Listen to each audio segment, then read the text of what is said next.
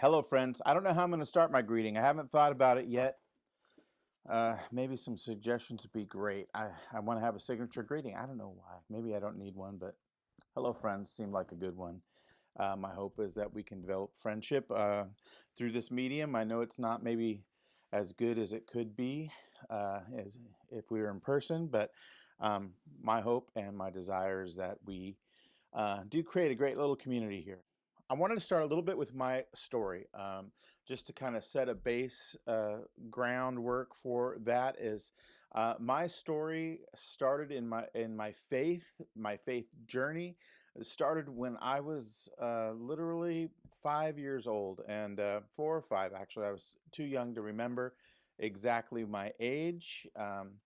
And my family did not go to church. However, our neighbors did. And one day, our neighbor invited my mom to go to church, and me and my mom went to church, and I went to Sunday school. And I think I went a few times there. I remember sitting on a pew and coloring and falling asleep at some point. But I also remember going to Sunday school.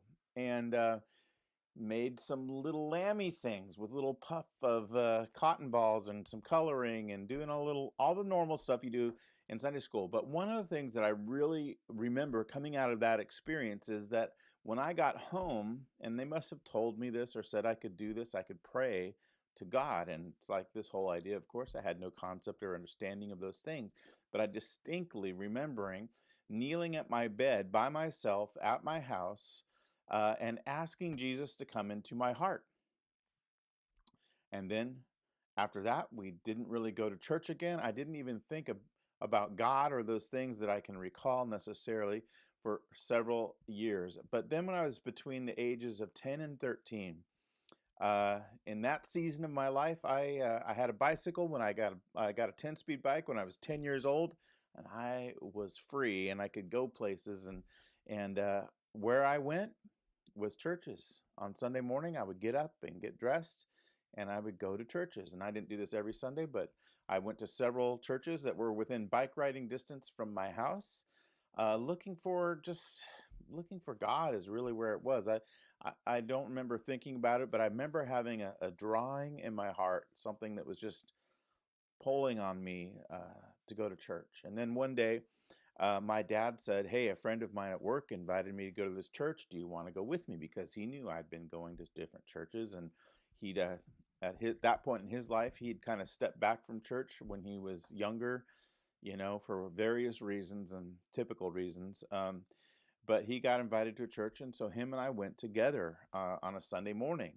And I just remember I found my place. I found what I was looking for. I was about 13 years old at this point in my life, and I just remember this is it. This is God. This is who I am looking for. And I remember Steve Fry was the pastor who spoke that first Sunday, who was actually the pastor's son at the church. But that's what I was hungry for. That's what I was looking for. And so that night, our whole family, my sister and my mom came to church with us. And then that's pretty much it. We were in church.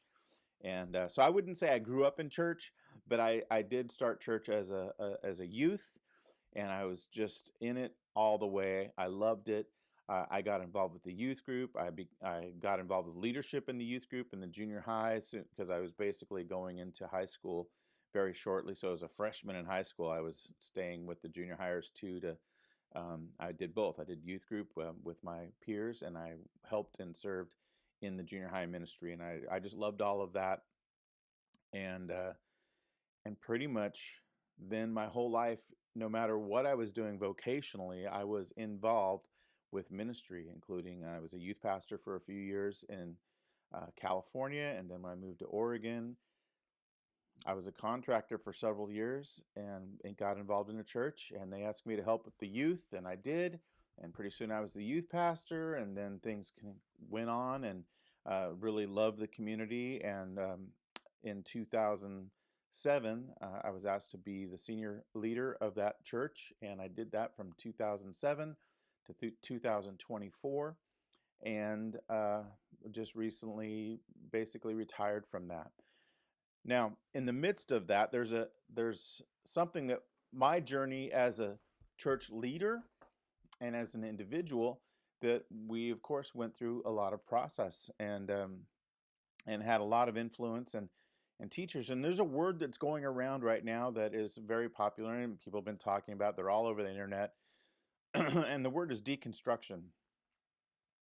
And as I was thinking about my story, well, did I go through deconstruction? And by some of the definitions of it, maybe yes, but I would almost rather call it a reconstruction. I didn't have a crisis of faith, but I did have an adjustment of my understanding of my faith. And I think honestly, what's happening in the church at this point in our history in America, especially, is that there is a transition time, and it's going to happen. It is happening, and I think it's a good thing.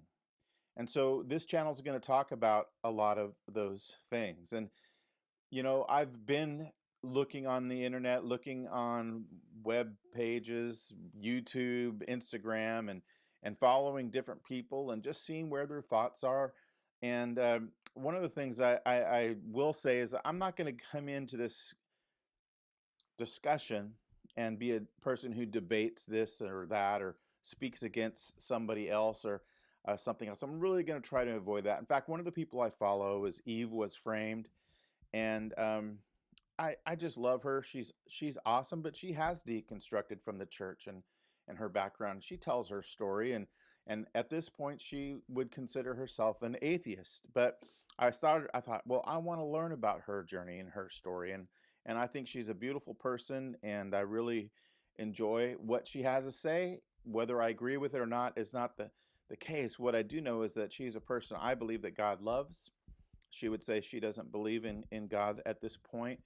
Um, and that's okay, but that's the classic kind of deconstruction journey that people have gone on. And I think there's a lot of people from one extreme to the other that are in the middle and not knowing how to deal with their thoughts on faith and Christianity and evangelicalism and all of these things. And I believe that part of my journey and unique position in leadership and study the word, and we really came to a different place in our process. And I believe that I have some thoughts, some ideas about things that relate to our theologies and what we've been told for our whole lives and what we've grown up with, and a lot of what young people especially are pushing back against, but then older people as well. As we're in this place where, man, I don't know what to think about that. I'll just shove it aside. I'm going to church.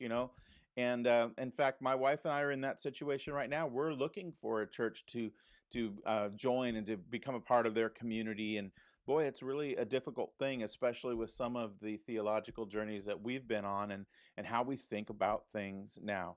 And so I hope that you'll join with me in this, and I want to help. And I believe I've got some solutions, some answers to theology and to all of those things that are going to be super helpful for people.